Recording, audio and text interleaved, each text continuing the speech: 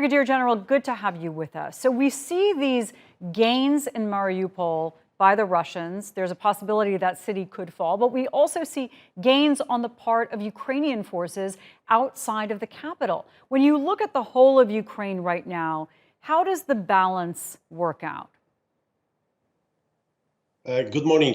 It looks like the Moscow is revisiting its troops, I would say, its posture on the ground, and still keeping the offensive on different directions. Of course, Mariupol is a key port, seaport at the Azov Sea, and the only place left when Russians are forming this corridor to Crimea Peninsula. So this is the key city already set. It's almost completely destroyed. I believe this is a separate chapter of war crimes committed by Russians, and it should be dealt by international tribunals, hopefully very soon. On the other hand, those two different directions from the north towards Kiev is also, I would say, keeping the momentum. Of course, there are fights, but I believe in the long term, there is a clear danger that Russians are moving ahead.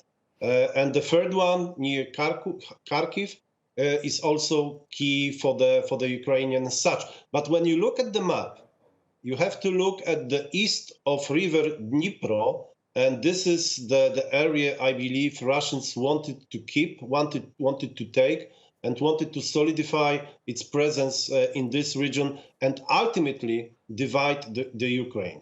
You know, when you see that kind of destruction, especially there in Mariupol, there are other towns and cities like Volnovakha that have just been wiped off the map, essentially, with no people in them. And then you hear the Russian demands again going into talks. Do those instances make it less likely, in your view, that Ukrainians are going to have an appetite to concede anything? I believe it gives more appetite for both sides. I mean, this is Russian tactics to destroy those cities, to destroy the Ukrainian soil, the Ukrainian properties, the Ukrainian economy as such. But at the end of the day, I believe there will be a truce. There could be a peace.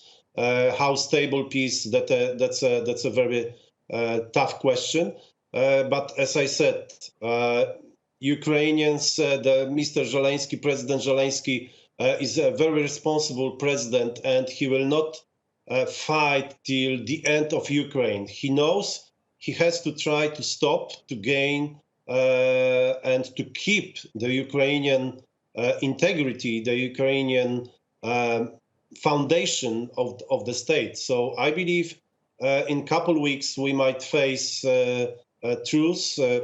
As I said, hopefully peace, real negotiations, and then those civilians will be saved, because that's a matter of state for President Zelenskyy. You know, the question is, if this does go on, how long can the Ukrainian military sustain a fight? I believe they can sustain fight.